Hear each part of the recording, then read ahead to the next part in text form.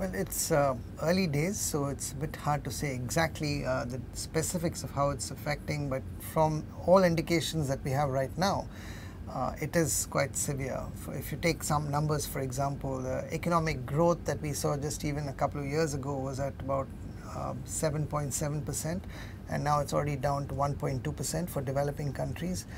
African stock markets are down by 40%. The foreign direct investment and the flows to poor countries have gone down from 1.2 trillion to just $700 million.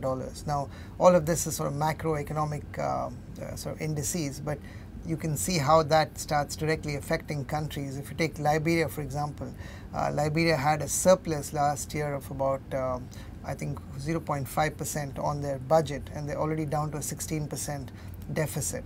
Now again, you can go further down to the actual community level. If you take DRC, 100,000 jobs have gone. The Democratic Republic of Congo, straight mining sector. Cambodia has just lost 30,000 jobs, and all of this then affects families and livelihoods. And for example, our own assessment is that the number of hungry people will now go up to over 1 billion people sleeping hungry, which has just happened over the last few months. Child mortality, children dying under the age of 1, expected to go up by about 200 to 400,000, which means over a 5-year period, up to 3 million more kids are going to die. So it's, it's pretty severe, and some of the things, like if you take child malnourishment, which is one of the impacts of loss of income and greater deprivation for poor households, that's irreversible. You can't say after 5 years things will get better, because once a child is malnourished, the damage is done. There's no turning back on that. So I think overall, we fully understand that all countries are affected by the financial crisis. It's not as if rich countries are not equally affected, but the capacity to handle the shock from the financial crisis is is simply not the same, because poor countries simply don't have that kind of cushion to handle this kind of a shock, because there's so much of poverty already, so it just tips people across. And of course, the paradox in all of this is that the financial crisis is by and large being caused by the richest people in the richest countries, and the consequences are being borne by the poorest countries, the poorest people in the poorest countries, particularly those who are dependent on the export and sort of which are more linked into the international economy. So if you take, for example, Pacific countries which are very dependent on remittances, or if you take Philippines, those countries are being hit the most. And any industry, like if you take Kenya, I've just come back from Kenya, if you take the cut flour industry, which is dependent on exports, those are the ones which are hit immediately.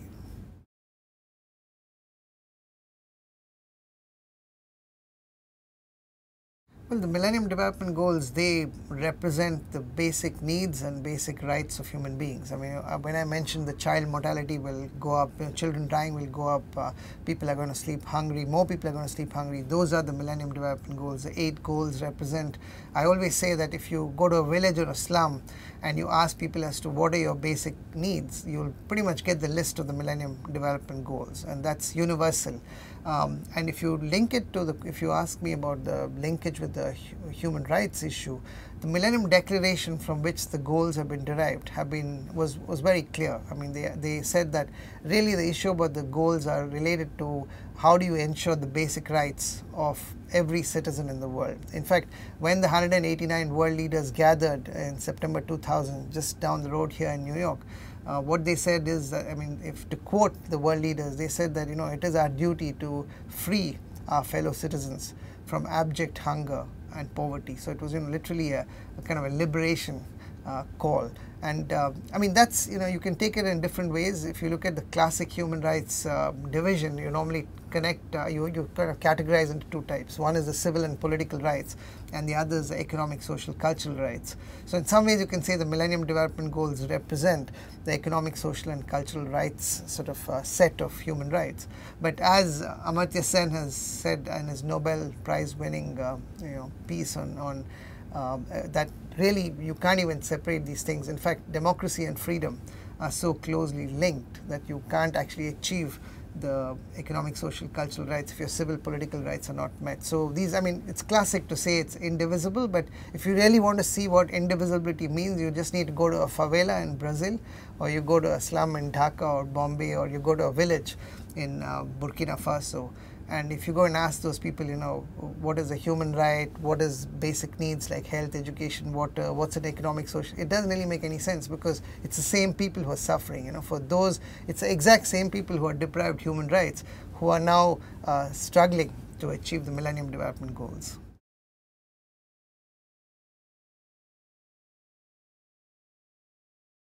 Well, first of all, in terms of the Millennium Compact, as we call it, what was signed off at the Millennium Summit in September 2000, the 8th Millennium Development Goal refers to the Global Partnership for Development, and that's really what the international community, or the rich countries, the Western countries, that's the commitment they made. And there are several parts in that commitment, but we would like to focus on just 3 of them. One is the commitment they made to delivering aid volumes, certain amount of money which was going to help achieve these Millennium Development Goals. But the second part is not just the quantity of aid, but also the quality, the kind of aid that they give.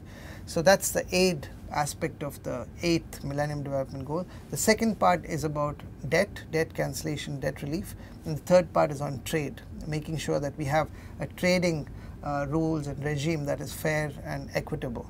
So if you ask me how the rich countries have done and how they fared in the first instance on their commitments which they made, I would say that on increasing aid volumes, if you take the first 8 years of these goals, 2000 to 2008, there has been significant increase in aid volumes. So we have to first of all appreciate that there is a significant increase in aid volumes.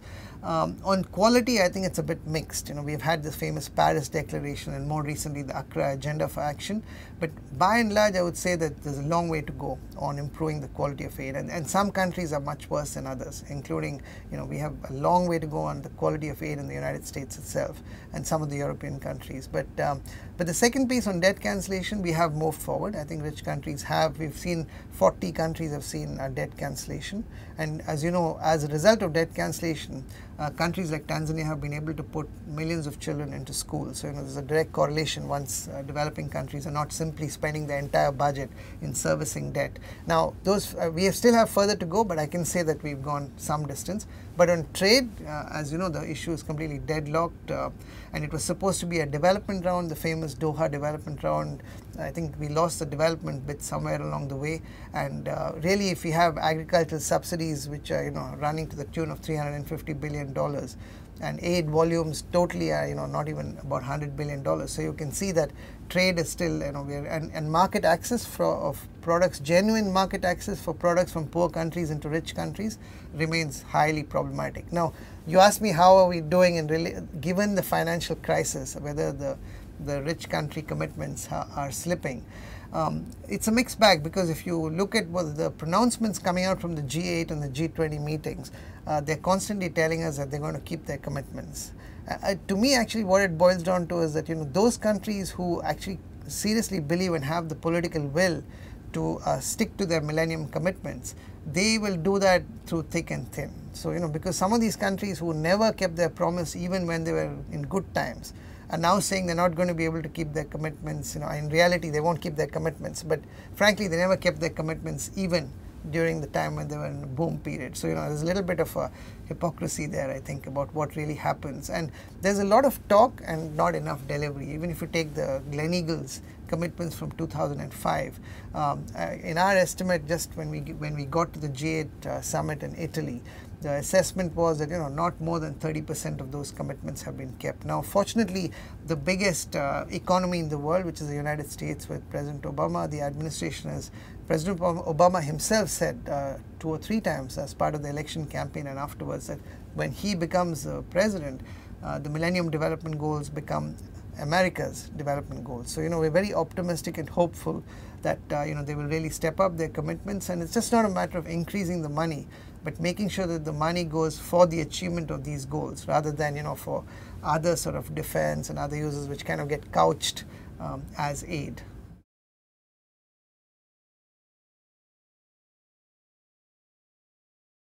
No, I mean the EU actually is a bit more advanced, because we are always saying that there's no point in just saying we're on track or off track. Let's put some hard numbers on it. So 0.7% was the commitment which was made almost 30 years ago or even longer. I think it was made by the Canadian Prime Minister of the time, the Pearson commitment, which was made, and since then actually there are very few countries who have got to that 0.7% commitment. It's mainly the Nordics and a few countries in Europe who've got there. But just a couple of 3 years ago, the European Union, EU countries actually put down some hard targets. So they're, by the year 2010, they committed to getting to 0.56 of their gross national income, and by 2015 to getting to 0.7. That's the commitment they made.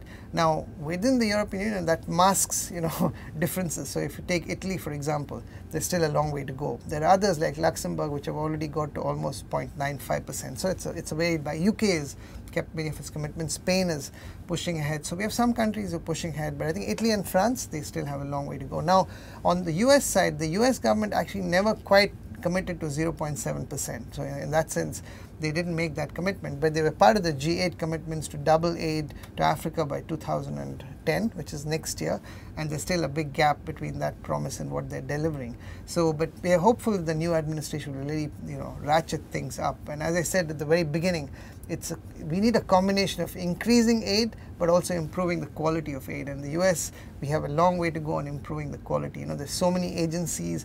A lot of the money is actually tied aid, which means the money which goes out comes back to buying goods and services from the country of who's the aid giver. So there's a lot of contradictions there which we need to deal with. And also there's no point in giving money without giving policy space for developing countries. If governments of poor countries can't even define their own policies, and if aid is tied up with all sorts of conditionalities which are not even linked to the Millennium Development Goals, that doesn't really help us achieve these goals. So.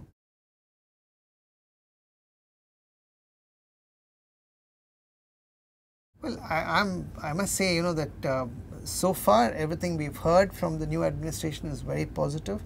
They've also announced the food security initiative, as you heard, at the G20 and the G8 summit in Italy, and that's going to be followed through at the G20 meeting in Pittsburgh quite soon. So hopefully all of that is going to happen. But it's just that we have to put things in perspective. If you take the money which rich countries have given out so far, we did some analysis from in the last 49 years since when the idea of aid was constructed.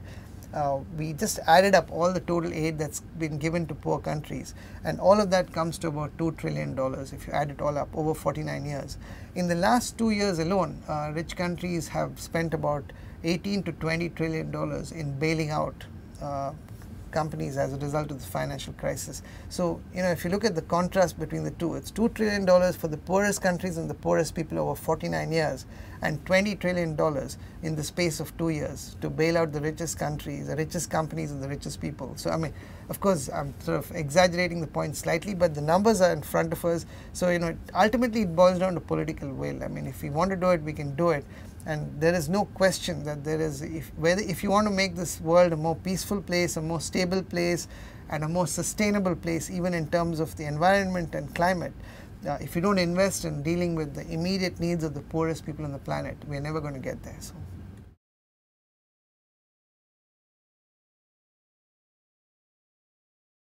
Well, I think if we can get to these goals, and it is a struggle, but we've seen some spectacular progress in the first 7 or 8 years.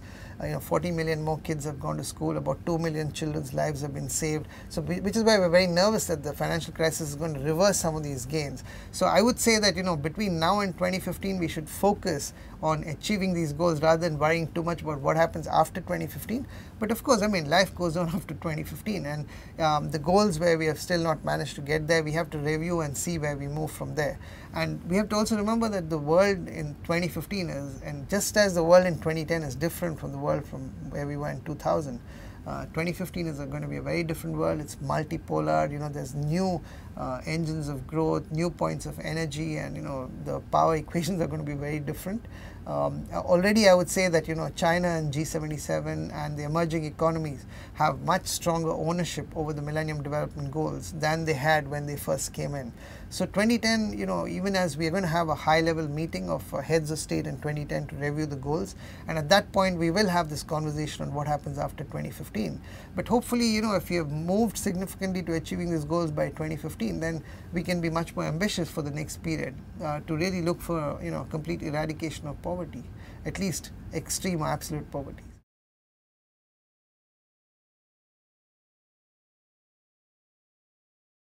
I think the most important thing is that it's really focused minds of national governments on meeting the needs of the poorest and most excluded people in the world, because it's focused on such basic needs, which is where we started this conversation from, and the basic needs are denied right now only for the poorest people. So at least it started focusing the attention of the world's leaders on the poorest peoples, and because it was a grand compact between rich and poor countries, for the first time, instead of finger pointing, we actually had a shared sense of mutual responsibility. So I think those are the most valuable things, but also it's created a massive momentum amongst ordinary citizens. And last year alone, we did something called Stand Up Against Poverty, Stand Up for the Millennium Development Goals. We had 116 million people standing up for the goals, and this from October 16 to 18 we're going to redo that, and hopefully there's going to be even bigger turnout for that. So I think citizens holding governments to account, the Millennium Development Goals have become an important social contract for citizens to ask their governments what have they done in relation to meeting their millennium commitments.